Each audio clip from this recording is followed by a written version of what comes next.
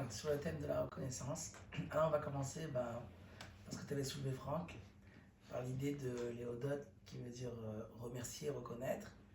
Et en fait, la journée, elle commence par la reconnaissance. Parce que quand on se lève le matin, en fait, on dit Modéani. Modéani, c'est-à-dire qu'on est reconnaissant vis-à-vis de Dieu qui nous a rendu notre âme. Et donc, cette reconnaissance, elle est tout à fait particulière. Elle a une grande force parce que on doit dire Modéani lorsqu'on est dans un stade où on ne peut pas réfléchir, on vient juste de se réveiller. À l'instant même où on se réveille, on doit être reconnaissant vis-à-vis de Dieu.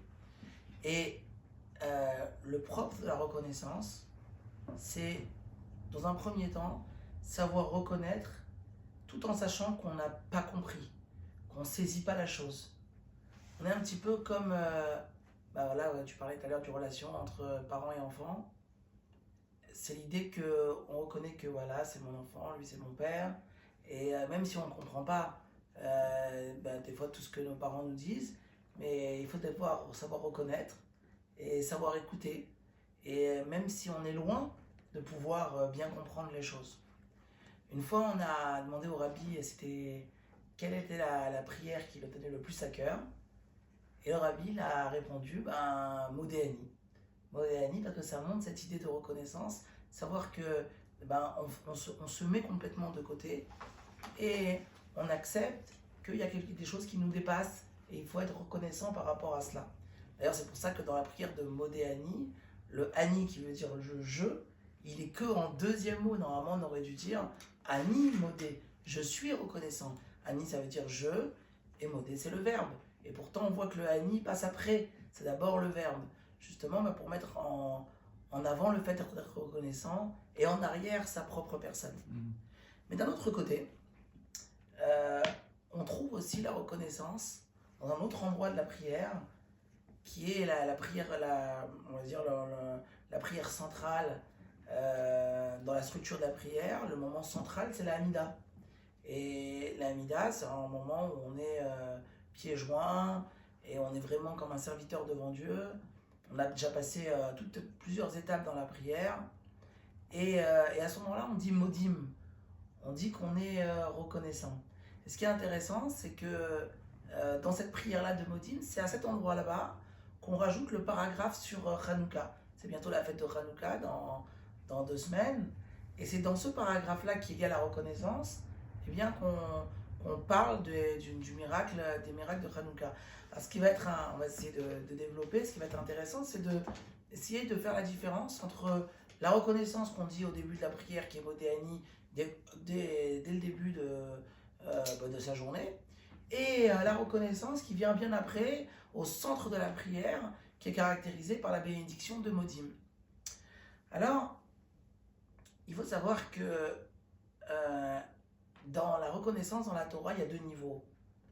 Il y a un niveau qui est avant la compréhension et un niveau qui vient après la compréhension. Avant la compréhension, on l'a compris, c'est Modéani. On vient juste de se réveiller, on n'a même pas le droit encore de réfléchir à aucune idée de la Torah, il faut directement être reconnaissant.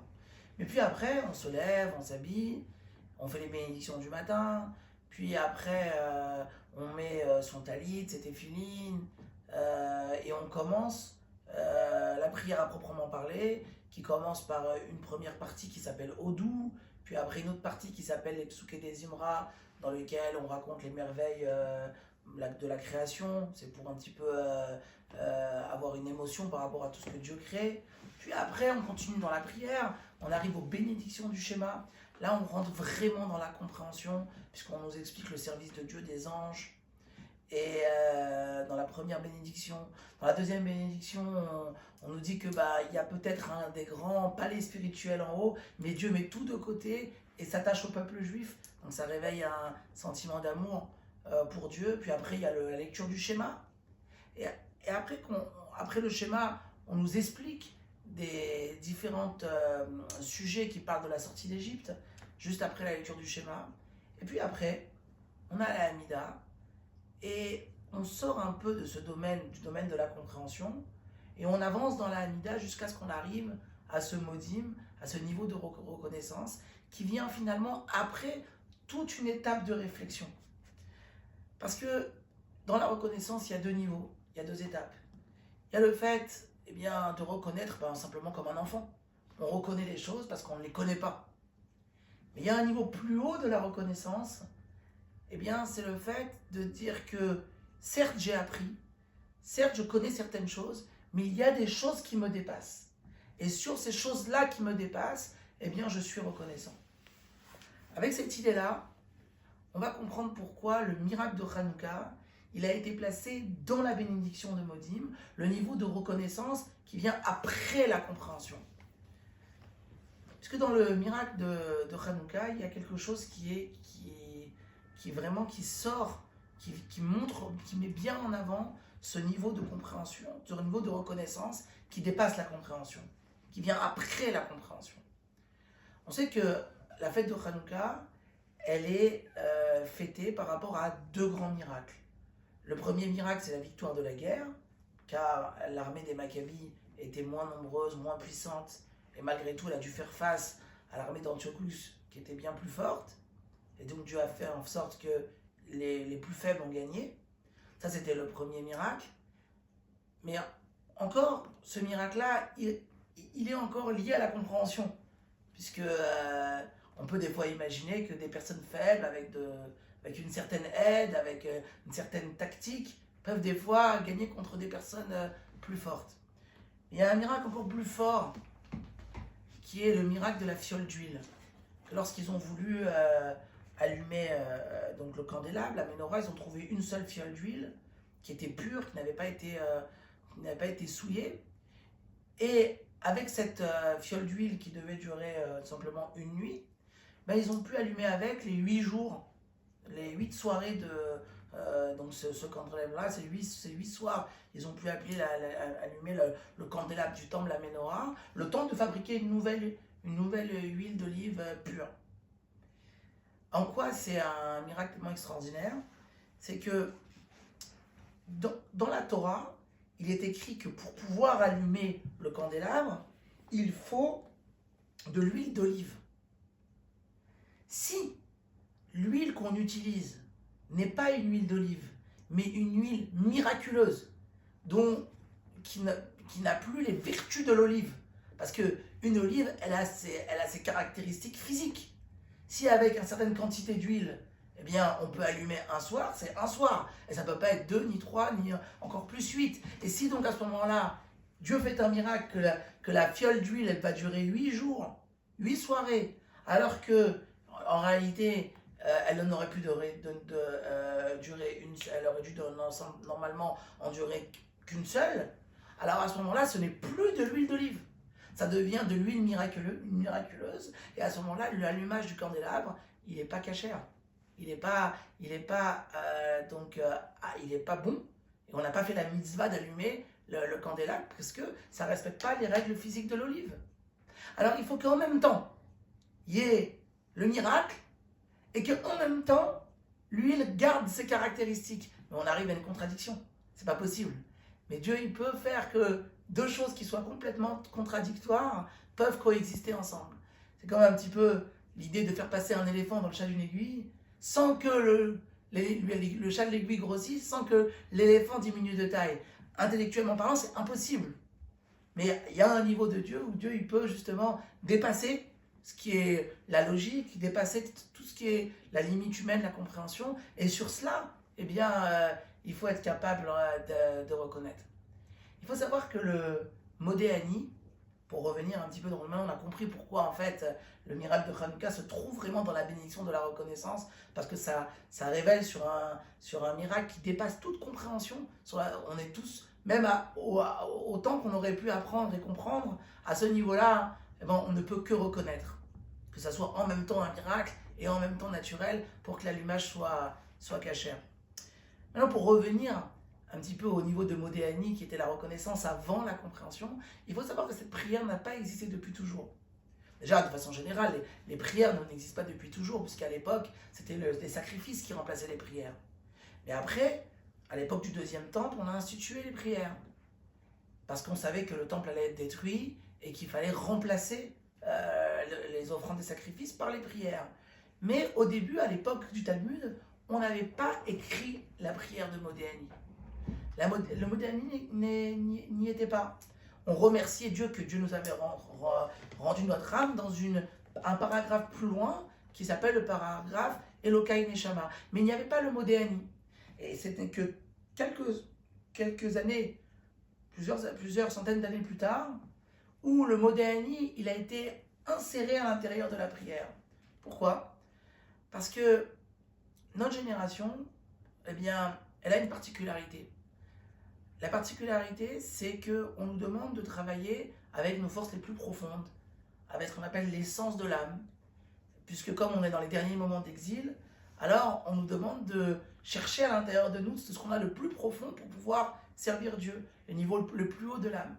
Et ces niveaux les plus hauts de l'âme, eh bien justement, ils viennent lorsqu'on touche le niveau de reconnaissance. Parce qu'à ce niveau de reconnaissance, c'est la personne elle-même qui est concernée. Lorsque un fils, il appelle son père, il n'appelle pas un niveau de son père, il n'appelle pas un certain catégorie dans lui, par rapport à sa profession, par rapport à ce qu'il est professionnellement, socialement, etc. Il appelle son père dans toute son essence. Et à travers ce niveau de reconnaissance, eh bien, c'est le dévoilement de l'essence de la personne eh bien, qui se dévoile. Aujourd'hui, on est à un jour particulier, on est le 10 qui se lève. Le 10 qui se lève dans le calendrier chassidique, c'est la libération aujourd'hui du deuxième rabbi de Lubavitch, le rabbi Dovber, qui était libéré de prison. Dans 9 jours, on va célébrer une autre libération de prison du premier rabbi de Lubavitch, l'Admour Azaken, le 19 qui se lève. Alors, bien qu'ils avaient été mis en prison pour différentes accusations, comme quoi ils aidaient l'Empire ottoman, qui était l'Empire turc, qui était contre la Russie, mais on sait par tradition que s'ils ont été mis spirituellement, si spirituellement on a décidé qu'ils soient en prison, c'est parce qu'ils diffusaient la chassidoute, ils diffusaient les secrets de la Torah, et il n'y avait pas forcément la permission du ciel de diffuser ces secrets. Leur libération, ça a permis justement, eh bien, ça a montré que ces secrets de la Torah, eh bien, ils vont être diffusés de façon très très large. Maintenant, il y a une grande différence entre le tout premier maître de la Chassidoute, le Baal Shem Tov, et le premier maître de la Chassidoute Chabad, qui est une branche de la Chassidoute, qui est plus axée à la compréhension, et qui est l'Admour Azaken, qu'on cite souvent ici dans Pamet. Le Baal Shem Tov, lui, il mettait plus en avant le côté de la reconnaissance avant la compréhension, bien qu'on n'ait pas au stade de pouvoir comprendre. C'est pour ça qu'il allait souvent voir les autres juifs dans différentes villes, juste pour leur demander comment ça va, simplement pour qu'ils puissent répondre je vais bien grâce à Dieu. Il leur demandait comment vont tes vaches, comment va ton travail. Et il a toujours mis en avant l'importance d'un juif simple, même un juif qui n'a pas étudié, mais simplement qui lit par exemple les Tehillim avec tout son cœur. Il a peut-être sûrement autant d'importance eh bien, que quelqu'un qui est un érudit et qui connaît beaucoup de choses. Il a mis donc en avant cette idée de reconnaissance avant la compréhension. Par contre, l'Admour Azaken, lui, il a mis en avant le deuxième niveau de reconnaissance, celui qui vient après la compréhension. C'est pour ça que lui, sa chassidoute, ses commentaires, ses secrets de la Torah, ils ont été structurés un petit peu à la ressemblance du Talmud, avec des questions, un développement, et donc tout un processus, que tout soit cadré et que tout soit dans une façon que on puisse pas simplement être réveillé par des petits mots qui vont sensibiliser le cœur, mais que en fait les secrets de la Torah, ils vont être structurés pour amener une compréhension la plus profonde qui soit. Et lorsqu'on arrive à ce niveau de compréhension aussi profonde, à ce moment-là, il va falloir savoir être reconnaissant qu'il existe un niveau sûrement plus haut que même nous-mêmes on n'a pas accès. Ces deux niveaux-là, ces deux différences un petit peu entre la reconnaissance avant la compréhension et après la compréhension, on trouve une allusion à ça dans la Torah par rapport à la mitzvah des bikurim. Les bikurim, ce sont des prémices, donc des fruits d'Israël qu'on devait amener dans un panier, offrir au temple, eh bien pour remercier Dieu qu'on avait la terre d'Israël et que donc maintenant on avait pu ben voilà, planter nos fruits et donc à travers ce panier où on aura les fruits, les premiers fruits qu'ils ont poussé dans notre champ, eh bien c'est une façon d'être reconnaissant vis-à-vis de Dieu. Mais dans cette mitzvah d'amener les premiers fruits qui ont poussé de notre champ, il y a une discussion à partir de quand les Juifs devaient amener ces prémices. Il y a un des livres de la Torah qui s'appelle le Sifri, qui dit que à partir du moment où ils sont rentrés en terre d'Israël avec le successeur de Moshe, c'est-à-dire Yehoshua, Josué, tout de suite, ils devaient être reconnaissants. Tout de suite, lorsqu'ils s'installent dans leur terre, et bien dès que ça arrive, la période où poussent les fruits, quand l'été arrive, la fin du printemps, eh bien on marque les premiers fruits par un fil rouge qui ont poussé, et on fait après, lorsqu'ils ont les fruits ont bien mûri, ont grandi, on fait une panière. Par contre, la vie du Talmud était différente, non? On ne peut pas faire une reconnaissance tout de suite, il faut attendre que tout le monde soit installé. Parce qu'on sait que la conquête d'Israël, ça s'est passé, la conquête et le partage d'Israël a duré 14 ans. Il y a eu 7 ans de conquête et 7 ans de partage. Tant que tout n'a pas été conquis, tant que tout n'a pas été partagé et que chacun n'est pas à sa place, on ne peut pas encore être reconnaissant. Il faut déjà que tout soit bien en place. Mais en fait, à travers ces deux avis-là, celui du Sifri et celui du Talmud, ben en fait, on reconnaît ces deux niveaux de reconnaissance. Une reconnaissance qu'on fait tout de suite, comme quand on fait Modéani, et une reconnaissance qui vient après tout un processus de compréhension à la ressemblance du Modim de la Hamida. Merci.